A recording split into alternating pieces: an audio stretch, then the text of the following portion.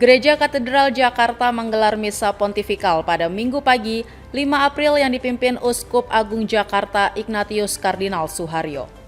Dalam konferensi usai misa, Kardinal Suharyo mengatakan, Paskah merupakan hari untuk merenungkan perjalanan manusia dari kegelapan menuju terang. Hal ini juga tercermin dari perjalanan Indonesia dari terjajah menjadi merdeka. Namun menurut Kardinal Suharyo, kemerdekaan bukanlah akhir dari perjalanan, karena masih dibutuhkan internalisasi nilai-nilai kemerdekaan yang tercantum dalam Pancasila dan ajaran agama. Sekarang ajaran sosial gereja dan tahun ini adalah tahun mengenai tanggung jawab untuk merawat bumi sebagai rumah kita bersama. Itu pendidikan, internalisasi nilai-nilai kemanusiaan, nilai-nilai keindonesiaan. Harapannya buah dari internalisasi itu adalah watak Indonesia, Pancasila. Tidak kekerasan, kemanusiaan yang adil dan beradab. Kardinal Ignatius Suharyo pun berharap tindak kekerasan dapat berhenti tidak hanya di tanah air, tapi juga di dunia internasional, khususnya di saat ini di mana perang masih terus berlanjut.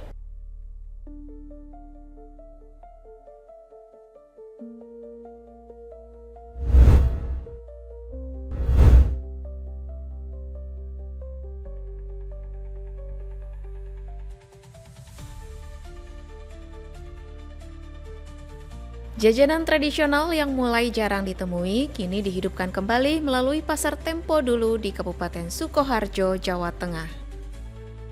Diiringi musik roncong dan suasana pedesaan yang asri, pasar ini tak sekedar menghadirkan nostalgia, namun juga menjadi upaya melestarikan kuliner lokal. Berlokasi di kawasan bersejarah Gunung Kunci, Kartasura, pengunjung dapat menikmati beragam hidangan jadul seperti grontol, gempol pleret, jenang hingga soto dan sate tradisional. Suasana masa lalu pun semakin terasa dengan para penjual yang mengenakan busana adat Jawa seperti kebaya, jarik, dan blangkon. Karena di sini jual makanan tempo dulu yang sekarang udah jarang ada di pasar-pasar, terus di toko-toko kan sudah nggak ada. Di sini banyak kayak ada dawet pengantin itu kan jarang, dawet nganten, terus ada botok. Botok tuh setahu saya cuma ada di desa-desa yang kayak daerah Sragen, kayak bidang itu. Terus ada nasi berkat, jenang sama grontol.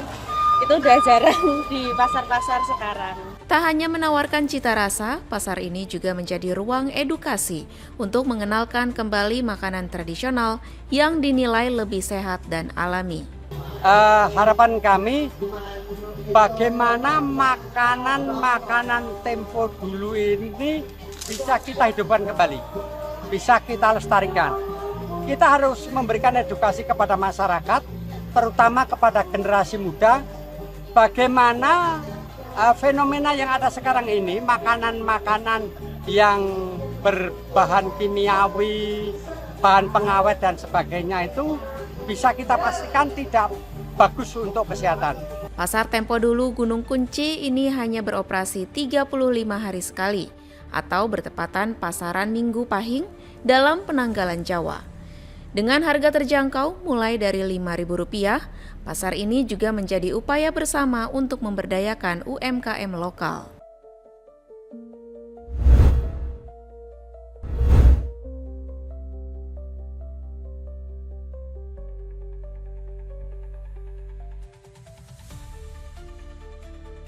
Menteri Pertanian Andi Amran Sulaiman menyatakan program biofuel B50 berhasil menekan impor solar hingga 5,3 juta ton pada tahun ini.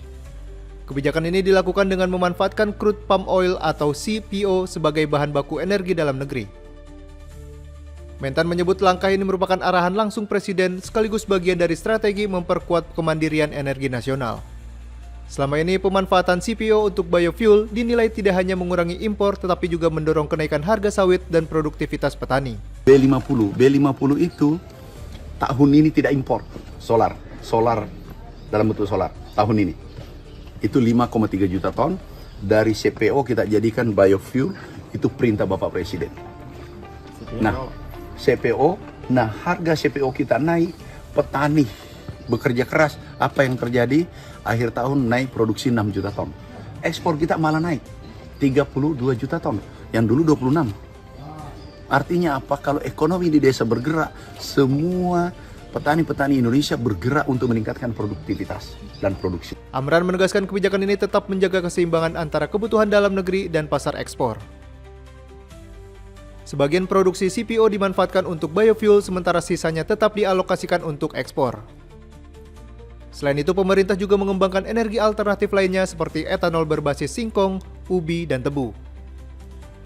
Langkah ini diharapkan dapat memperkuat ketahanan energi sekaligus mendorong pertumbuhan ekonomi di sektor pertanian.